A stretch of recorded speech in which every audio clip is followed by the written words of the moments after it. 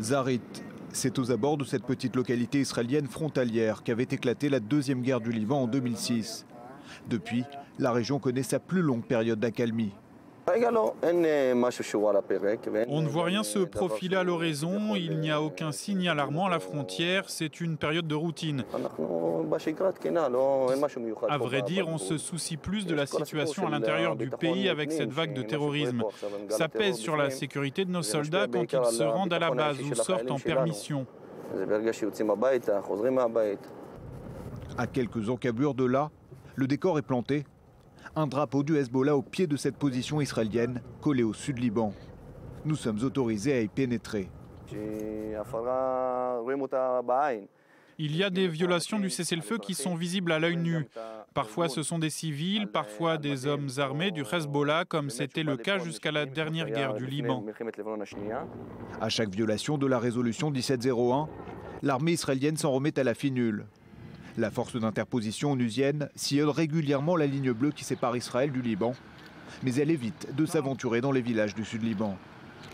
À l'horizon, Haïta et Shahab, un bastion du Hezbollah. Cette localité de 8000 habitants est l'un des principaux réservoirs de miliciens chiites envoyés en Syrie. Une guerre douloureuse pour le village qui enterre régulièrement ses martyrs. Depuis 3 ans qu'il est engagé dans des combats aux côtés du régime d'Assad, le Hezbollah aurait perdu plus d'1 millier d'hommes. Cette réalité explique en partie le calme actuel à la frontière nord. Pour preuve, l'élimination en janvier de Djihad Mournier près de la ville syrienne de Kouneitra. Ce raid attribué à l'aviation israélienne n'a entraîné qu'une riposte mesurée du Hezbollah. Une riposte mesurée, mais pas la guerre.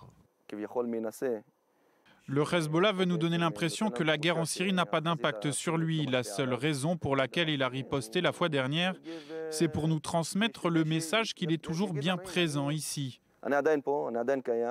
Mais comme la plupart des 200 villages chiites du sud Liban, Haïta et Shahab abritent une quantité astronomique de roquettes pointées sur Israël, de bunkers et de postes de commandement.